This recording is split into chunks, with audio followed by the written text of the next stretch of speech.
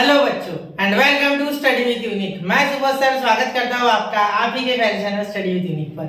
बच्चों इस लेक्चर में हम क्वेश्चन नंबर 9 से लेके तो क्वेश्चन नंबर 12 तक पूरा एक्सरसाइज 6.6 कवर कर देंगे। पिछले लेक्चर में हमने क्वेश्चन नंबर 5 से लेके तो 8 तक किए थे, उसके पहले 1 से लेके 4 तक, और वहां मैंने आपको ये भी बताया था कि बेसिक कंसेप्ट इस एक्सरसाइज का क्या है। तो आज इस लेक्चर के साथ हम शुरू करने जा रहे हैं बच्चों क्वेश्चन नंबर 9। क्वेश्चन नंबर 9 क्या है बच्चा? क्वेश्चन नंबर 9 और 10 बड़े इंटरेस्टिंग है। ये पिछले क्वेश्चन जैसे नहीं है जहाँ इसमें पॉपुलेशन ग्रोथ नहीं है, इसमें पॉपुलेशन ग्रोथ वाला पॉपुलेशन ग्रोथ वाला कॉन्सेप्ट नहीं आएगा। इसमें आपका रेडियो एक्टिव डीके वाला कॉन्सेप्ट नहीं आएगा 9 और 10 में। 11 12 में सही है, 9 10 की बात करो, ठीक है, ना ही कोई न्यूटन्स लॉ ऑफ कूलिंग लगेगा, ठीक है। चलिए तो क्वेश्चन नंबर 9 देखिए बच्चों। सबसे पहले क्या बोला है? Right circular cone has height 9 centimetre and base 5 centimetre. देखो राइट सर्कुलर कोन यानी इस तरीके से, ठीक है। अब मैंने ऐसा क्यों निकाला? एक्चुअली तो कोन ऐसा होता है ना सर, तो यहाँ बोला गया है आगे, ठीक है, मैंने पहले पढ़ा है ना। It is inverted and water is poured in, मतलब इन्वर्ट यानी इस कोन को ही ऐसे उल्टा कर दिया तो इस तरीके से हो गया वो, ठीक है। और इसकी हाइट 9 है सेंटीमीटर में और इसका जो रेडियस है वो 5 सेंटीमीटर, ठीक है। ये चीज याद रखना, ठीक है। आगे देखो, sorry, if at any instant the water level rises at the rate of pi by a, ठीक है, मतलब इसमें जब हम पानी डाल रहे हैं इस तरीके से हम इसमें पानी पोर कर रहे हैं, ठीक है, तो वाटर लेवल राइज करने का जो यहाँ से सपोज यहाँ पे वाटर लेवल चली गई तो जो इसका यहाँ हाइट होगा, ठीक है, वो ज्यादा होगा इस वाले हाइट से, ठीक है, और ये जो रेडियस होगा इससे ये वाला रेडियस ज्यादा होगा, सिंपल बात है, ठीक है। तो ये जो है रेट ऑफ चेंज ये है पाई बाय ए, मतलब पाई बाय ए रेट से इसका जो वाटर लेवल है वो बढ़ रहा है, ठीक है, राइज हो रहा है, ठीक है, मतलब हाइट बढ़ रही है, ये बोल रहा है हाइट के साथ रेडियस भी बढ़ रहा है। बिल्कुल बेटा, रेडियस तो बढ़ रहा है लेकिन आपको वाटर लेवल बोला गया, लेवल हाइट से गिना जाता है ना कि रेडियस से, याद रखना, ठीक है। अब आगे देखो, where a is the area of the water surface. Area of surface क्या है? ए है, क्या है? A. Show that the vessel will be full, ये बी होना है, will be full in 75 seconds, मतलब 75 सेकेंड में ये पूरा कंटेनर भर जाता है, ये हमें बताना है, ठीक है। एक्चुअली यहाँ वॉल्यूम के कंसेप्ट से भी कर सकते हैं या विदाउट वॉल्यूम के कंसेप्ट से भी कर सकते हैं, ठीक है। मैं आपको ऐसे करके दूंगा जिसमें सिर्फ एस तक पहुंचूंगा, मैं वॉल्यूम का कॉन्सेप्ट लगाऊंगा नहीं, डायरेक्टली सॉल्व कर दूंगा, ठीक है। चलो तो मैं सबसे पहले क्या करता हूँ, सबसे पहले आपको किस तरीके से सोचना है ये बताता हूँ, ठीक है। देखो सबसे पहले आपको दिया गया है कि 5 जो है वो रेडियस और हाइट जो है वो 9 है, ठीक है। तो यहाँ सिंपल सी बात है कि एक राइट सर्कुलर कोन है बेटा, ठीक है, एक राइट सर्कुलर कोन है, ठीक है, जिसमें जो रेडियस है वो दी गई है 5 सेंटीमीटर, ठीक है, और जो हाइट है वो दी गई है बेटा 9 सेंटीमीटर, ठीक है।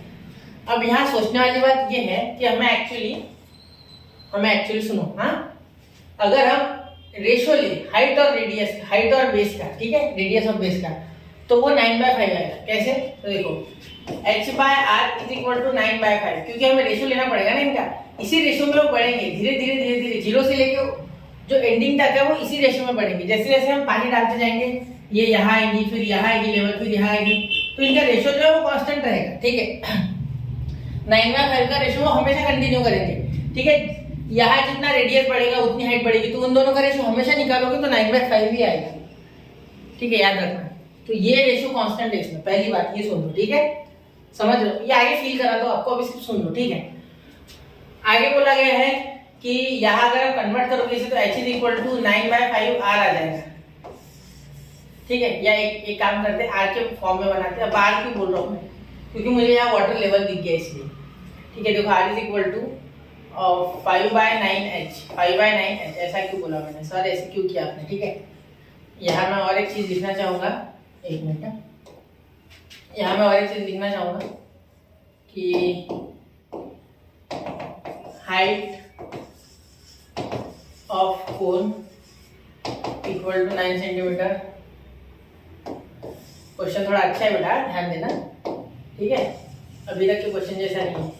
Radius of cone is equal to 5 centimetre, ठीक है, मैक्सिमम है, ये मैक्सिमम चीज है, ठीक है। हम धीरे धीरे इसमें पानी भरेंगे, धीरे धीरे लेवल अप जाएंगी, जैसे हाइट ऊपर जाएगी वैसे वैसे रेडियस भी बढ़ता जाएगा, ठीक है। चलो करके देखो आप घर पे क्या करना, एक कटोरी ले लेना, कैसी भी साइज हो, कोन लेना ऐसा कुछ नहीं, उसमें डालते रहो पानी, धीरे धीरे बढ़ता है, सरफेस लेवल बढ़ता है और सरफेस एरिया भी बढ़ता है। लेकिन अगर आपने सिलेंड्रिकल कंटेनर ले लिया तो सरफेस एरिया नहीं बढ़ता है, लेकिन ये कोन होने के कारण धीरे धीरे सरफेस एरिया भी बढ़ता जाएगा, ऐसे ऐसे, समझे? चलो ठीक है, पहले ऐसे होगा, फिर ऐसे होगा, फिर ऐसे होगा, देखो धीरे धीरे सरफेस एरिया बढ़ नहीं रहा है। ठीक है, चलो क्लियर होगी बात? हाँ, अब लेवल ऑफ वाटर, ठीक है, कैसे बढ़ रहा है? पाई बाय ए से बढ़ रहा है, ठीक है, पाई बाय ए इस रेट से बढ़ रहा है, ठीक है, ठीक है।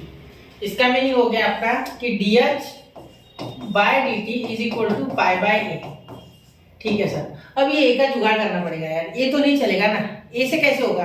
देखो आप वेरिएबल सेपरेबल फॉर्म करते हो तो अब ए नहीं चलेगा बेटा।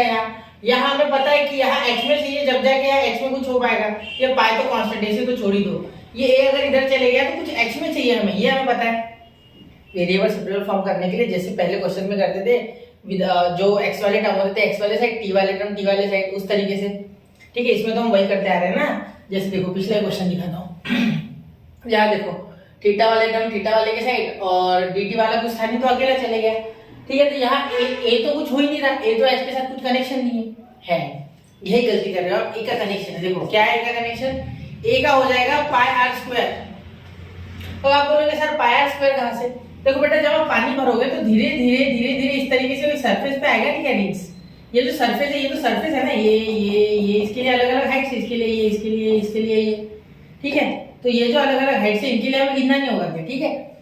तो ये जो सरफेस एरिया है यही आपका एरिया है ए, और हर एक इंस्टेंट पे जो एरिया है वो चेंज हो रहा है, ठीक है। मतलब धीरे धीरे पानी भर रहे हो तो पाई आर स्क्वायर इज वेरिएबल, ठीक है।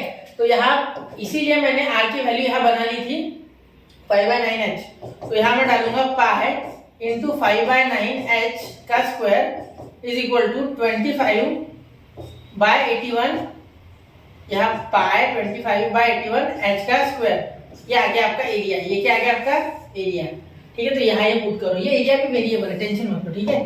तो यहाँ हम लिख सकते हैं dH by dt is equal to pi upon pi into 25/81 h का स्क्वायर। तो पाई पाई हो गया बेटा कैंसिल, ठीक है। ये 25/81 इधर आ गया, ठीक है, और ये x स्क्वायर, ठीक है, और यहाँ हो गया dH is equal to dt is equal to dt, ये चले गया पूरा ऊपर, ठीक है। चलो तो यहाँ क्या कर सकते हैं बेटा, इंटीग्रेट अब कर देंगे इसे इंटीग्रेट, ठीक है। इंटीग्रेट यहाँ कुछ नहीं तो 1, ठीक है। यहाँ देखना 25/81 कांस्टेंट है, बाहर निकल गया, ठीक है। और ये जो x स्क्वायर इसका हो गया h³/3, ठीक है। Integration of x square h³/3, ये समझ गया, ठीक है। अब यहाँ देखो इंटीग्रेशन ऑफ 1 dt हो गया t, क्या हो गया t, ठीक है बेटा, t plus c, clear, t plus c, ठीक है। अब आगे देखो, यहाँ तक क्लियर है बात, ठीक है। अब यहाँ क्या कर सकते हैं यार, 25/3 ये तो कट नहीं रहा, ठीक है। तो ये हो गया आपका 25h³ अपॉन 3, यहाँ सी मत लेना है, जो ये सी का कोई नहीं वैसे, ठीक है। यहाँ देखो ये आ गया आपका 3 और 3 इंटू 81, 3 इंटू 81 कितना हो रहा है, 3 1 3 और ये 24, 243 इज इक्वल टू टी, ठीक है। अब इन्होंने हमें पाई बाय ए का रेट दिया है, सब हो गया था 25/243 h³ आ गया, 81 इंटू 3 कर दिया, ठीक है। अब टी निकालना है हमें, ठीक है।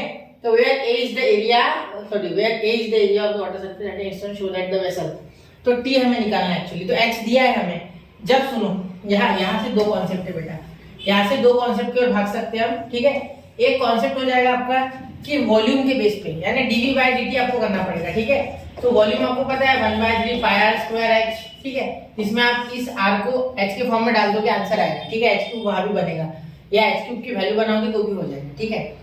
लेकिन सुनो सिंपल बात है, सोचो इसमें मैं पानी डाल रहा हूँ, जैसे सपोज मैं अभी यहाँ ये नीला रंग ले लेता हूँ, देखो मैं पानी यहाँ डाल रहा हूँ, धीरे धीरे ऐसे भरते गया पानी, भरते गया पानी लास्ट में टॉप तक पहुंच गया, ठीक है। समझ लो कि टॉप तक पहुंच गया। इसका मीनिंग क्या हो गया बेटा, कि जो पानी है वो पूरा 9 सेंटीमीटर तक ऊपर चले गया, मतलब maximum height is 9 centimetre. When the container, the conical container is fully filled with water, then the height of that water level is h, and h is 9, maximum h which can be achieved by this is 9, मतलब 9 जा सकता है, जो maximum height है वो 9 हो सकती है, उससे ज्यादा नहीं उससे कम नहीं, समझे। ये हट नहीं रहा, हट गया, ठीक है। चलो समझ गए। तो यहाँ एच की वैल्यू 9 हो जाएगी मैक्सिमम, है ना। देयरफॉर मैक्सिमम जो वैल्यू हो जाएगी एच की हो जाएगी बेटा 9। क्या हो जाएगी 9। Therefore h is equal to 9 when water is completely filled,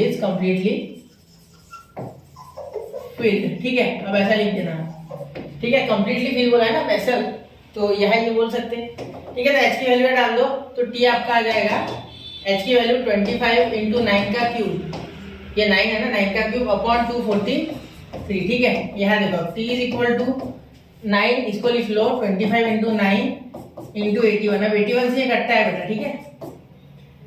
81 से ये 3 पे कटता है, 81 3 आप करके देख लो, ठीक है। 81 3 क्योंकि 80 3 240 और ऊपर से बचे हुए 3 ऐड हो गए, तो ये 3 से 3 बार, तो ये हो गया t is equal to 75 second. बहुत ही आसान था बेटा क्वेश्चन, सिर्फ आपको थोड़ा सा मन लगाना है इसमें, ठीक है, समझना है। मैं और एक बार समझा रहा हूँ। देखो एक कोन है, एक कोनिकल कंटेनर है, ठीक है। कोनिकल कंटेनर है इस तरीके से कुछ, ठीक है। कोनिकल कंटेनर में धीरे धीरे पानी भरोगे तो वॉल्यूम बढ़ेगा, ठीक है। तो मैक्सिमम हाइट इसकी 9 है, तो 9 हाइट तक ही वाटर जा सकता है। रेडियस 5 है, तो रेडियस भी 5 ही अचीवेबल है, उससे ज्यादा नहीं। मैंने dh/dt क्यों लिया, इसके पीछे का रीजन बता दूं। वाटर लेवल बोला है, वाटर लेवल हाइट में बढ़ेगी, रेडियस में थोड़ी ना बढ़ेगी। लेवल लेवल लेवल लेवल क्या में बढ़ती है, हाइट में, ठीक है। चलो रेट क्या बोला गया है, पाई बाय ए। क्या बोला गया है, पाई बाय ए। इसीलिए मैंने क्या बोला, dh/dt पाई बाय ए, मतलब डायरेक्टली। अब a तो डिफरेंशिएट नहीं हो पाएगा, मतलब a तो इंटीग्रेट नहीं हो पाएगा ना dh के साथ, तो a को मुझे रिप्लेस करना है। Then I have area of that this area of this, ये इतने भी डिस्क बन रहे हैं, इसका एरिया मुझे पता है क्या है, पाई आर स्क्वायर। क्या, pi r square. And here we have the ratio h/r 9/5, हमेशा कांस्टेंट रहेगा। चाहे आप कितने भी हाइट पे चले जाओ, 9/5 का रेशियो आएगा, मतलब आएगा, ये कांस्टेंट है, ठीक है। इसी रेशियो में वो आगे बढ़ेंगे, चाहे आप कहीं भी चले जाओ, ठीक है। क्योंकि h इनिशियली 9 है और मैक्सिमम 5 है, मतलब मैक्सिमम का जो रेशियो है वही हर जगह फॉलो किया जाएगा। इसीलिए मैं ये चीज कॉमन मान के, ये रेशियो कांस्टेंट मान के मैंने बोल लिया कि r की वैल्यू है 5/9h। मैंने पहले h के फॉर्म में बनाया था, आपने अगर लेक्चर पूरा देखा है तो अभी तक। तो h के फॉर्म में मैंने क्यों पलटा दिया, फिर वहां डायरेक्ट क्यों r बना लिया, r in terms of h क्यों निकाला, क्योंकि मुझे पता था आगे आएगा dh/dt। तब मुझे a को रिप्लेस करना होगा इन फॉर्म ऑफ h। अगर यहाँ ये बोलते कि रेडियस के हिसाब से कुछ है, तो मैं dr/dt लेता और यहाँ मेरी h की वैल्यू बन जाती 9/5r, ठीक है, जैसे कि मैंने पहले बनाई थी। लेकिन मुझे जैसे क्लिक किया मैंने डायरेक्टली वो वैल्यू बदली, ठीक है। फिर मैंने एरिया निकाला, पहले मैंने ये लिख लिया क्योंकि ये हमें पहले से पता नहीं है, सपोज हम बिगिनर है, ठीक है। तो इन दैट केस यहाँ पहले जाएंगे, फिर एरिया मिलेगा। सर एरिया को कैसे करें, इंटीग्रेशन में तो हमें h चाहिए था, वहाँ h तो है नहीं, तो एरिया क्या है, पाई आर स्क्वायर।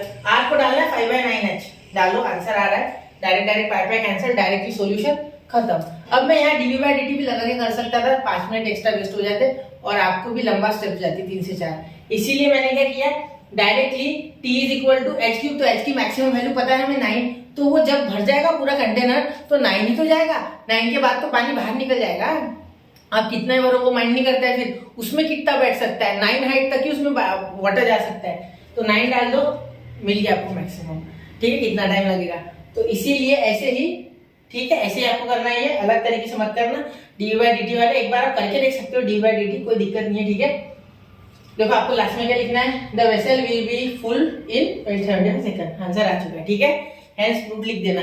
चलिए नोट कीजिए 1 2 एंड 3, तो नोट कर लिया बच्चों। चलिए उम्मीद है ये क्वेश्चन आपको अच्छे से समझ गए, आपने आंसर भी लिख लिया होगा लास्ट में, ठीक है। अब अगला क्वेश्चन देखिए, अगला क्वेश्चन इससे भी ज्यादा थोड़ा सा ट्रिकी है। अब ध्यान देने वाली बात यहाँ क्या है, इस क्वेश्चन में आपको ध्यान देना है कि एक रेनड्रॉप दिया गया है आपको, spherical raindrop evaporate at the rate proportional to the surface area, मतलब सरफेस एरिया के साथ प्रोपोर्शनल है उसका इवापोरेशन का रेट। अब सिंपल सी बात है बेटा, देखो एक रेनड्रॉप है, उसमें धीरे धीरे जब वो इवापोरेट हो रहा है तो उसमें वॉल्यूम और सरफेस एरिया दोनों घट रहे हैं। वापस बोलना चाहूंगा, एक सपोज एक रेनड्रॉप है, ठीक है, स्फेरिकल, इस तरीके से जब इस पे धूप गिर रही है, ठीक है, या हीट मिल रही है किसी भी तरीके से, तो धीरे धीरे ये इवापोरेट होते हुए जाएगा, ठीक है। जिससे कि क्या हो जाएगा, इसके सरफेस से वाटर जो होगा वो पहले इवापोरेट हो जाएगा, ठीक है। सरफेस का वाटर जो है वो पहले इवापोरेट हो जाएगा, जिस कारण से इसका वॉल्यूम भी घटेगा और इसका सरफेस एरिया भी घटेगा। याद रखना, वॉल्यूम भी घटेगा, सरफेस एरिया भी घटेगा। If its radius originally 3 mm, इसका रेडियस 3 mm है। ये तो कंडीशंस हो गए बोलना, ये समझना मेन था, ठीक है। एंड 1 आवर लेटर, और 1 घंटे बाद आफ्टर T1 आवर, T0 पे उसका जो रेडियस था वो था 3 mm, ठीक है। और T1 पे 1 आवर पे यानी 60 मिनट्स आप बोल दो, इसका जो रेडियस था वो था बेटा 2 mm। तो 1 घंटे में इसका 1 mm रेडियस कट गया, ठीक है। तो find an expression of radius of the raindrop eight any time t, मतलब ऐसा कुछ एक्सप्रेशन बना के छोड़ देना जो कि r के फॉर्म में हो, ठीक है। चलो ठीक है, अब देखो, अब मैं आपको क्या बोल रहा हूँ। सबसे पहले यहाँ आप गलती से अगर ds बाय dt direct proportional to r ले लियो, ये भी गलत है। यहाँ पर अगर लोगे dv bye dt proportional to r, ये भी गलत है क्योंकि ये बोला ही नहीं गया है। वापस से क्वेश्चन को स्टार्टिंग की लाइन पढ़ो। Assume that a spherical raindrop evaporates at a rate to its surface area. Evaporate होगा तो सबसे पहले क्या घटेगा? वॉल्यूम घटेगा, मास घटेगा, वो तो बात सही है, लेकिन मास किसके कारण घट रहा है? वॉल्यूम।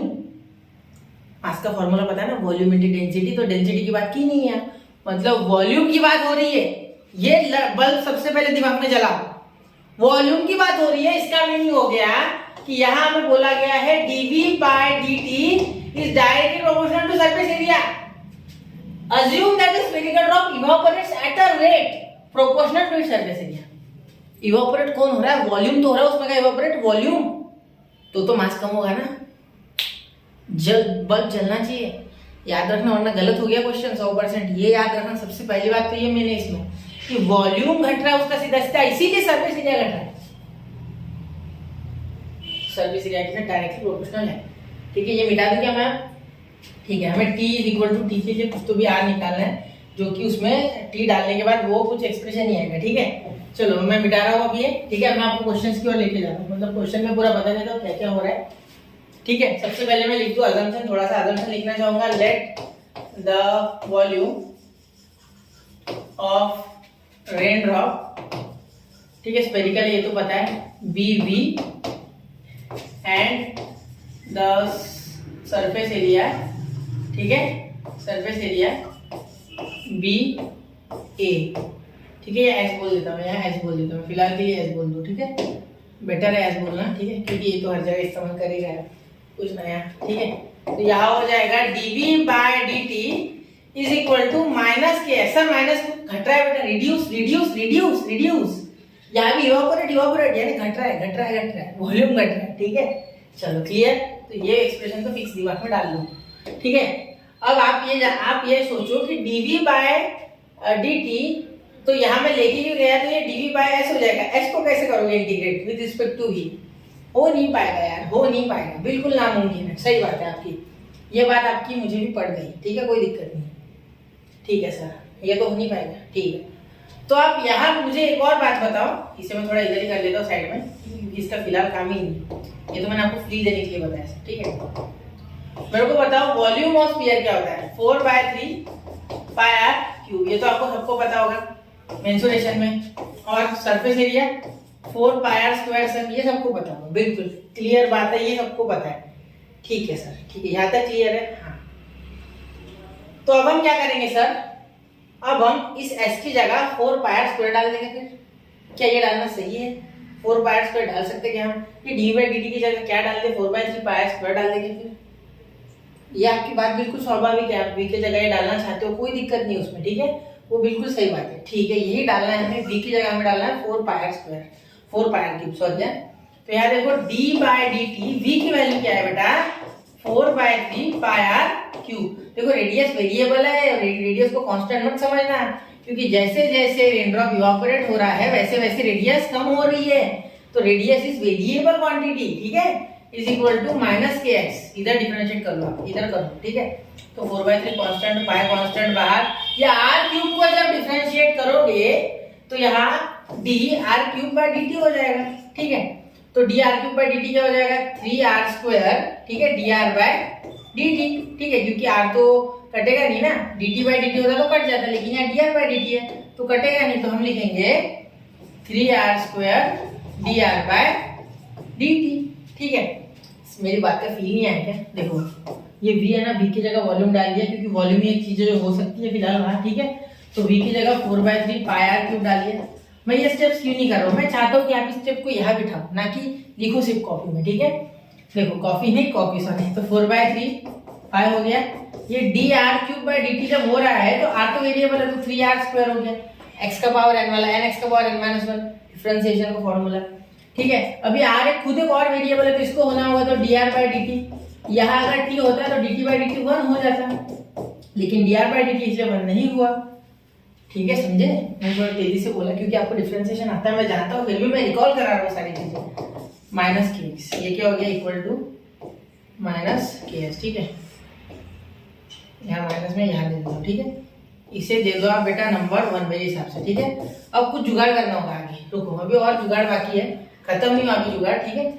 इसके बाद हम लिखेंगे सरफेस एरिया, ठीक है। तो ये तो s is equal to 4πr², s is equal to 4πr², ठीक है।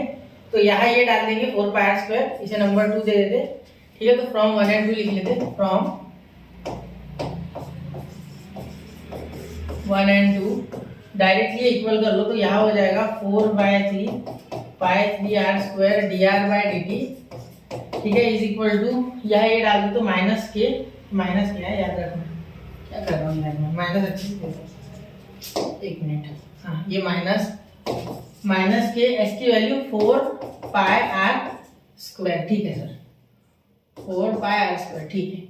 तो ये 4/3 4 कैंसिल, सॉरी 4 कैंसिल दोनों साइड है, पाई कैंसिल दोनों साइड, ठीक है, r² भी कैंसिल, ठीक है। तो क्या आ गया आपके पास, देखो dr/dt is equal to minus के, बस इतना ही बचा, ठीक है। dr/dt is equal to minus k, और ये 3 तो ऑलरेडी कैंसिल हो गया ना, शायद यही कैंसिल कर देते, ये 3 कैंसिल हो गया, ठीक है, कुछ नहीं बचा, बस dr/dt is equal to minus के, ये आपकी वैल्यू आ गई dr/dt। तो ये dr/dt is equal to minus के सबसे महत्वपूर्ण पड़ाव है पूरे क्वेश्चन का, ठीक है। यहाँ तक आ गया ना, बस अब आगे आसान है, ये dr तो ऐसे ही रखना है बेटा, और ये माइनस के dt यहाँ चले जाएगा, इस हिसाब से we have got variable separable form 1 यहाँ आ जाएगा माइनस के इंटीग्रेटिंग dt, और यहाँ पे 1 तो integration of this 1 dr is equal to r, ये माइनस के और ये t, ये हो जाएगा माइनस के और ये t, ठीक है, और यहाँ हो गया प्लस c, ठीक है। चलो ये हो गया आपका आंसर, ठीक है। चलिए तो यहाँ तक ध्यान देना, यहाँ आप ले लोगे नंबर मत दो, नंबर आप दे दोगे ना, नंबर तो आप दे सकते हो खुद से, वो नहीं दे रहा हूँ मैं फिलहाल, ठीक है, नंबर नहीं दे रहा हूँ, आप कर लोगे, ठीक है। देखो वी और आर में कंफ्यूजन होना, बी में ऐसे निकाल दो, आर ऐसे निकाल दो, ठीक है। मैंने क्या बोला, बी और आर में कंफ्यूज मत होना, मैंने थोड़ा तेजी से बोल दिया, ठीक है। चलो मैं हमेशा तेजी से बोलता हूँ, मुझे लगता है, ठीक है, ये हो गया। अब आप 2-4 यहाँ अलग तरीके का सॉल्व करना है हमें, जैसे कि हमेशा करते थे अलग तरीके, सॉरी जैसे हमेशा करते थे वैसे करना है। When time is 0 r is equal to 3 mm, originally, देखो ओरिजिनली बोला गया है, ओरिजिनली है स्टार्टिंग में, ठीक है। तो क्या करो, यहाँ r3 डाल दो, ठीक है, फिर t0 डाल दो, माइनस के 0 प्लस c, तो c मिल गया हमें यहाँ से 3, c कितना मिल गया 3, इसे दे दो नंबर 2, नंबर दे दो यार यहाँ से, ये 1 नंबर का इक्वेशन दे दो, ठीक है, ये 2 दे दो, फिर अब और एक बार when t is equal to कितना था, t1 था, टाइम 1 आर था, ठीक है, r कितना था बेटा, r था यहाँ आपका 2 mm, ठीक है, सारा r में लेना, मिनट में मत लेना, सीधा r में लेना, ठीक है। तो यहाँ देखो रेडियस आपका 2 है, ठीक है, और यहाँ माइनस के इंटू टी कितना है आपका 1 है बेटा, और प्लस सी कितना है आपका 3, ठीक है। चलो तो यहाँ देखो ये माइनस इधर चले गया, तो 2 - 3 इज इक्वल टू माइनस के इंटू 1 माइनस के, तो क्या आ गया आपका 1, कैसे सर, ये देखो minus k is equal to -1 आएगा इनका, तो माइनस कैंसिल, तो क्या आ गया आपका 1, ये हो गया आपका नंबर 3, ठीक है बेटा। चलो तो यहाँ लिख देंगे फ्रॉम 1 2 and 3, फ्रॉम 1 2 and 3, ठीक है, फ्रॉम 1 and 2 and 3 हो गया, कुछ नहीं वो भी चलेगा, ठीक है। तो यहाँ आप क्या लिख सकते हो, फ्रॉम 1 2 and 3, सिंपल सी बात आप लिखोगे, क्या लिखोगे, सिंपल सी बात कि यहाँ आप इस इक्वेशन में, ठीक है, इस इक्वेशन में when t is equal to t है बेटा, ठीक है, तो हमें r के लिए निकालना है, r के लिए एक्सप्रेशन निकालना है, ठीक है, r is equal to question mark, ठीक है, थोड़ा सा छोटा करना होगा मुझे ना, एक मिनट, ये ज़्यादा छोटा हो गया, हाँ यहाँ देखो, यहाँ आर पता नहीं, ठीक है, अता पता नहीं आर का, लेकिन के पता है बेटा -1 है, मतलब माइनस टी है। ये देखो 1 × टी माइनस टी, कोई दिक्कत नहीं, 1 डाल के कोई फायदा नहीं है, ठीक है। प्लस सी, सी कितना है +3। तो ये आपको इसको मॉडिफाई करके ऐसा भी लिख सकते हो आप, देखो यहाँ मैं रेड पेन से लिख रहा हूँ मॉडिफाई करके इसको, इसे आप एक्सप्रेशन को इस तरीके से भी लिख सकते हैं, r = 3 - t, ठीक है, ऐसे भी इसे लिखा जा सकता है, ठीक है। तो ये आपका आ रहा है फाइनल एक्सप्रेशन फॉर r। तो यहाँ आप लिखोगे expression for radius of raindrop eight any time t is r = 3 - t। समझ रहे हो? ठीक है, नोट कीजिए और वापस से इसे फील कीजिए, वापस से सुनिए मेरी बातें, नहीं समझा और एक बार देखिए, लेकिन इस क्वेश्चन को छोड़ना मत। याद रखना ये कंडीशन ही सबसे मुश्किल है लाना, फिर यहाँ पहुंचने के बाद ये समझना कि हमारी रिक्वायर्ड वैल्यूज ये है, ठीक है, और इससे आगे करेंगे। ये दो बातें समझना बहुत जरूरी है। टर्निंग पॉइंट है 1, 2, ये टर्निंग पॉइंट है क्वेश्चन की, किलर स्टेप बोलते हैं इसे, ठीक है। ये आ गए तो बाकी सारा क्वेश्चन हलवा है, ठीक है। चलिए नोट कीजिए 1, 2 और 3। तो आई होप बच्चों आपने नोट कर लिया होगा, है ना। चलिए तो 1, 2, 3 वापस से एक बार इस क्वेश्चन को देखिए, मैं चाहता हूँ आप देखिए, ये क्वेश्चन आना ही चाहिए, ठीक है। ये दो क्वेश्चन थोड़े से डिफिकल्ट थे ऐसा मुझे लगता है आपके पर्सपेक्टिव से, ठीक है, क्योंकि बहुत सी चीजें इन्वॉल्व थी उसमें। पहले कैसा था, एक ही एक स्टेप बार बार करते थे, आ गया वापस से वही क्वेश्चन। देखो ज्यादा से ज्यादा 5 मिनट में खत्म कर सकते हो आपके क्वेश्चन। वीडियो को यही पॉज करो, एक बार करके देखो, ये 5 मिनट में निपटा दोगे, गारंटी है, क्योंकि पहले के कर चुके ऐसे, ठीक है। चलो तो देखो, the rate of growth of the population of the city at any time is proportional to the size of the population for a certain city. It is found that the constant of proportionality is 0.04। Find the population of city after 25 years if the initial population is 10,000। ठीक, constant of proportionality के दिया है, के दिया है actually, ठीक है। तो अरे रेड पेन से क्यों लिख रहे हो सर, ठीक है बेटा, सॉरी। तो यहाँ देखो dp by dt is direct proportional to p, ठीक है। हियर कांस्टेंट ऑफ प्रोपोर्शनैलिटी में दिया गया है, फिर भी मैं एक बार k ले लूंगा और हमें k पता है 0.04 है करके, ठीक है। यहाँ मैं लिखूंगा dp by dt is equal to 0.04 p, ठीक है। ये p इधर लेके आऊंगा तो dp 1/p इंटीग्रेशन 0.04 और यहाँ dt मैं चाहूँ तो डायरेक्टली बाहर लिख सकता हूँ, नहीं लिखता हूँ मैं हर बार जानबूझ के, ठीक है। log ऑफ p हो जाएगा यहाँ हो जाएगा 0.04 t प्लस c, ठीक है। तो हमें c निकालना है, पहले के दिया गया है, c निकालना है, ठीक है। तो बोला क्या है, for a certain city it is found at the constant proportionality 0.4। यहाँ तक तो हो गया आपका सॉल्व, बस यही था। पहले इसका मीनिंग ये था जो कि हमेशा होता है, फिर के ऑलरेडी दिया था तो के निकालना नहीं पड़ा, ठीक है। फिर बोला गया है find the population of the city after 25 years, 25 साल बाद की पॉपुलेशन बताओ, 25 साल बाद, ठीक है। If the initial population is 10,000, मतलब जब टाइम 0 था, when t is equal to 0, इससे c मिलेगा बेटा, ठीक है। Then p is equal to 10,000, we have here 10,000, therefore population है आपकी 10,000, ठीक है। लॉग ऑफ 10,000, ठीक है, इज इक्वल टू ई की वैल्यू क्यों दी पता चलेगा लास्ट में, ठीक है। ट्विस्ट के लिए तैयार रहो बेटा, ठीक है। क्वेश्चन थोड़ा अलग है, मतलब मुश्किल नहीं है, पिछले क्वेश्चन से बहुत आसान है यार। पिछला जो क्वेश्चन था ना वो वोकाल था, ये बहुत आसान है। इंटू 0.04 टी है आपका 0, देखो t 0 तो ये पूरा खत्म, ठीक है। तो क्या बचा 1000। अब देखो यार 2 0 10,000, ठीक है। लॉग लिख ही देता हूँ, इस स्टेप में लिखता हूँ लॉग, अगले में छोड़ दूंगा लॉग का साथ, ठीक है। लॉग का साथ छोड़े बिना विकास नहीं हो पाएगा, सबका साथ सबका विकास नहीं हो रहा है यहाँ लॉग को उधर भेजना होगा तब जाके विकास होगा क्वेश्चन में। 10,000, ठीक है। ये आ गया c बेटा, c कितना आ गया लॉग ऑफ 10,000, लॉग ऑफ 10,000, ठीक है। तो एक काम करो, इसे फिलहाल ऐसे रहने दो, फिलहाल तो मैं नहीं बदलता इसे, अगले स्टेप में बदलते हैं, ठीक है। अगले स्टेप में बदलते हैं, इसे नंबर 1 दो, इसे नंबर 2 दो, ठीक है। c भी आ गया कि पता है ऑलरेडी ये, ठीक है। तो अब क्या कर सकते हैं, find the population after 25 years, ठीक है। तो when t is equal to 25 years, when t is equal to 25 years, ठीक है। फाइंड पॉपुलेशन आफ्टर 25 इयर्स है ना, तो p is equal to question mark, ठीक है। तो यहाँ क्या लिख सकते हैं आप, मेरी बात पे थोड़ा ध्यान देना, ठीक है, थोड़ा ध्यान देना, थोड़ा, ठीक है, प्लीज देना। Log of p is equal to, यहाँ हो जाएगा लॉग ऑफ p के बाद 0.04,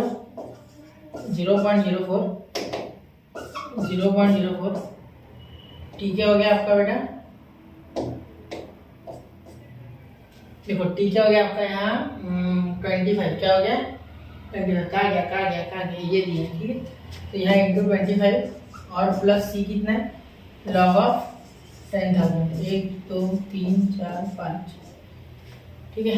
4 जीरो आएंगे और एक 1, इसलिए 5 होगा, ठीक है। 0 नहीं है 5, वो तो 1 लाख हो जाएगा, ठीक है। धंधा लिख रहा है सर, बिल्कुल ऐसा क्यों लिख रहा है, ठीक है। अब हो गया, अब ये उधर लेके जाओ, ठीक है। तो यहाँ हो जाएगा लॉग ऑफ, ध्यान देना यहाँ मैं क्या लिख रहा हूँ, log ऑफ p अपॉन 10,000। ये समझाया नहीं, देखना थोड़ा क्या हो गया, देखो ये इधर क्या माइनस हो गया, log a minus log b log a by b, यानी p बाय 1000 उधर जाके माइनस हो जाएगा, ठीक है। यहाँ हो गया, ये मल्टीप्लाई करोगे तो 4 इंटू 25 होता है 100, ठीक है। और यहाँ देखो, यहाँ 2 नंबर छोड़ के पॉइंट है, तो यहाँ भी 2 नंबर छोड़ के पॉइंट, यानी आंसर आ गया 1, ठीक है। इसका तो मीनिंग है 1, क्या है इसका मीनिंग 1, इसका पूरे का मीनिंग 1 हो रहा है, ठीक है। तो 1 लिखो यहाँ, ठीक है। अब सबसे पहले ये ई भेज दो, लॉग को उधर जाके ई हो जाएगा, पता है ना। तो p of 10,000 is equal to e, ठीक है। अब यहाँ ई कैसे आ गया सर, देखो बेटा लॉग ऑफ, यहाँ अगर 1 होता है लॉग ऑफ 1 नहीं, लॉग ऑफ m ले लेते, ठीक है, इज इक्वल टू 1 होता है, तो ये लॉग उधर जाके m इज इक्वल टू ई का पावर 1, ठीक है। तो यहाँ सिर पे उठाने को कुछ था नहीं, ई ने अकेले 1 को उठा लिया, तो ई का पावर 1 की वैल्यू होती है 2.7182, ये हम पहले से सुनते आ रहे हैं, ठीक है, सुने पुराने जमाने से, ठीक है। चलो, तो ये होते जा रहा है 10,000 मल्टीप्लाई विथ दिस वैल्यू 2.7182, ठीक है, 2.7182, इसके साथ ये होने जा रहा है multiply. Therefore p is equal to 4, ठीक है। 4 नहीं बोला मैंने, 4 बोला, तो यहाँ आया 27182, ये हो गई आपकी पॉपुलेशन आफ्टर 25 ईयर्स। 25 ईयर्स के बाद पॉपुलेशन इज 27182, लास्ट में सेंटेंस लिखना, the population of the city after 25 years is 27,182, ठीक है। चलिए नोट कीजिए बच्चों, 1 2 and 3।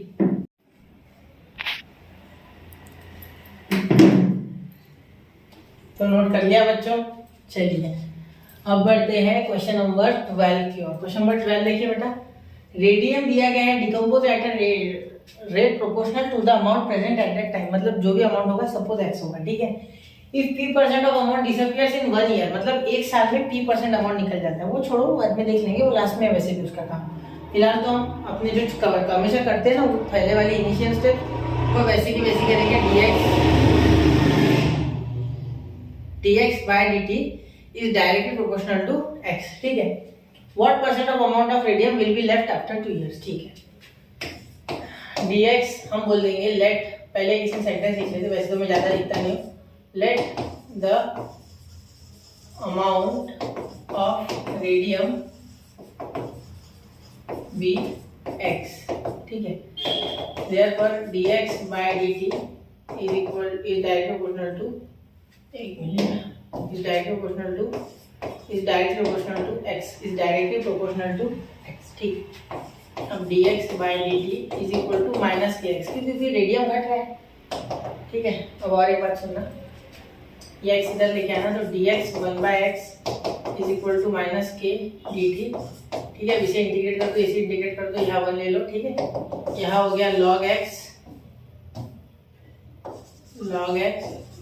is equal to minus k t plus c, ठीक है। ये हो गया नंबर 1, ठीक है, ये हो गया नंबर 1। यहाँ तक क्लियर हो गई बात, कोई दिक्कत नहीं है अंदर, ठीक है। चलो अब आगे देखिए, आगे क्या कर सकते हो बेटा, आगे सिंपल स्टेप से बेटा, बहुत कुछ मुश्किल क्वेश्चन नहीं है, ठीक है, बहुत कुछ मुश्किल, ऐसा कुछ एकदम हार्ड नहीं है, ठीक है। तो मैं बोलता हूँ कि लेट, जब टाइम टी था तब जो अमाउंट थी वो थी बेटा x0, क्या थी x0, ठीक है। Let when t is equal to 0 initially x is equal to x0, क्या हो जाएगा x0, मैं बोल रहा हूँ ये अपने मन से, ठीक है, x0 बोल रहा हूँ, क्योंकि कुछ तो मुझे रेफरेंस वैल्यू लेनी पड़ेगी, तो इनिशियली में x0 बोल रहा हूँ, जैसे कि बैक्टीरिया के केस में हम n0 बोल देते थे, वैसे यहाँ x0 बोल देते, ठीक है, क्योंकि दिया नहीं है ना कुछ, ठीक है बेटा। चलो यहाँ से सॉल्व करते फिर, सर यहाँ क्या हो जाएगा, फिर ये वैल्यू में यहाँ 0 डाल दो, यहाँ x0 डाल दो, तो log of x0 is equal to, ध्यान देना, k इंटू टी यानी 0, तो k इंटू 0 क्या हो जाएगा बेटा 0, तो minus k into 0 plus c, तो c is equal to log of x0, ठीक है बेटा। चलिए अब आगे क्या कर सकते हैं हम, आगे हम देख सकते हैं कि 1 ईयर में p% डिसअपियर होता है, कितना p%। तो when t is equal to 1 year, ठीक है, तो परसेंटेज कितना लॉस हो रहा है, x is equal to p%। p% यानी x not minus p x not upon 100। अब आपने ये कैसे लिखा सर, देखो बेटा, अगर आपने 10,000 की वॉशिंग मशीन सपोज खरीद ली और उस पर आपको दुकानदार बोलता है कि 5% डिस्काउंट है सर, तो आप क्या करते थे, 5/100 से डिवाइड कर देते थे, ठीक है, 0 0 0 0 कैंसिल, तो ये आपको मिलेगा 500 रुपए का डिस्काउंट 10,000 पे, ठीक है। तो ऐसे यहाँ क्या बोला गया है, पूरा टोटल एक्स है, ठीक है, उसमें से 5% खत्म हो गया, डिस्काउंट यानी कम हो गया वो, ठीक है, p%, तो मैं p/100 से डिवाइड कर दूंगा, p/100, ठीक है। और ये आपके पास टोटल कितना है स्टार्टिंग में, x नॉट, कितना है x नॉट, तो p x नॉट अपॉन 100, बिल्कुल, तो यही तो हमें करना है, ठीक है, क्लियर होगी बात।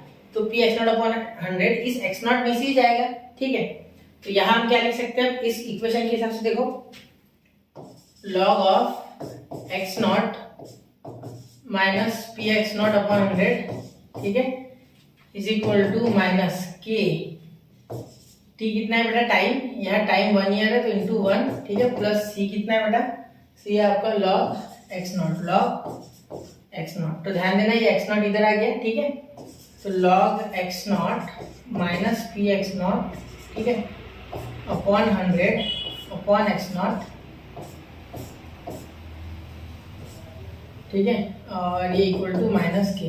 अब मेरी बात पे गौर फरमाना, ध्यान देना, लॉग ए इधर आके लॉग बी, लॉग ए माइनस लॉग बी, लॉग ए बाय बी, लॉग ए बाय बी, मतलब ये पूरा ए है और ये पूरा बी है, ठीक है, तो ए बाय बी, तो ये देखो एक्स नॉट इसमें से कॉमन आ रहा है, मतलब एक्स नॉट कैंसिल, तो आपके पास जो फाइनल आंसर आएगा, आपके पास जो फाइनल आंसर आएगा वो कुछ ऐसा होगा, देखो लॉग ऑफ फाइनल आंसर क्या आएगा, 1 minus p by 100, 1 minus p by 100, ठीक है, is equal to minus k, is equal to minus k. तो माइनस के की वैल्यू हमें यहाँ से मिल गई, ठीक है, सी मिल गया, माइनस की मिल गया। अब दिक्कत क्या है, इसे दे दो 3, इसे दे दो आप 2, 2 कहाँ गया, ये 1, इसे 2 दे दो, 3 देने की आवश्यकता नहीं है, ठीक है।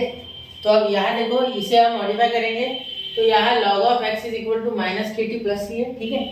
तो यहाँ k की और c की वैल्यू आप डाल के देखो क्या आ रहा है, देख लो एक बार, तो 2 ईयर बाद का हम कैलकुलेट कर लेते, तो when t is equal to 2, ठीक है, तो हमें क्या नहीं पता, यहाँ p नहीं पता है ना, p नहीं पता, पॉपुलेशन x नहीं पता, सॉरी x नहीं पता, x ही लिया है हमने यहाँ, तो x नहीं पता है ना, x बिल्कुल पता नहीं है, ठीक है, तो x निकाल लेते, टाइम तो दिया गया ऑलरेडी, ठीक है। चलो अब इसे डाल के देखते इसमें, तो log ऑफ x पता नहीं हमें, तो x रहने दो ऐसे सिंपली, ठीक है। ये इक्वेशन में माइनस के क्या है, log of 1 minus p by 100, और ये क्या हो गया, टी हो गया, ये टी, तो टी क्या है बेटा 2 है, क्या है 2, ठीक है, इंटू 2, और ये प्लस सी, सी कितना है, सी कहाँ गया बेटा, सी गया log of x not, log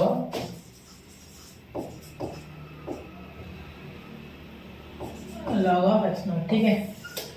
अब यहाँ अगर आप ध्यान दोगे बेटा, तो ये log ऑफ एक्स नॉट अगर इधर आ गया माइनस में, तो यहाँ होता है log of x upon x not, ठीक है, इधर आया log ए माइनस log बी, दूसरा रास्ता नहीं उसके पास, ठीक है, इतना करना ही है उसे, ठीक है। तो ये आ जाएगा log ऑफ, ये p ऊपर चल जाएगा इसके सिर के, देखो 2 log, ये हो जाएगा 1 माइनस पी अपॉन 100, तो ये 2 इसके सिर के ऊपर यानी स्क्वायर में, ठीक है, तो यहाँ हो जाएगा log of 1 minus p upon 100 का होल ब्रैकेट का स्क्वायर, ठीक है, तो ये हो जाएगा x upon x not is equal to 1 minus p upon 100 का स्क्वायर, और ये x नॉट इधर, तो x is equal to 1 minus p upon 100 का स्क्वायर, और यहाँ हो गया x नॉट, ठीक है, मल्टीप्लाइड बाय x नॉट, ठीक है। चलो ये हो गया आपका x की वैल्यू, ठीक है, आफ्टर 2 इयर्स x नॉट के फॉर्म्स में, क्योंकि कुछ दिया ही नहीं है ना, x नॉट बताया गया है, ठीक है, दिख रहा है ना आपको।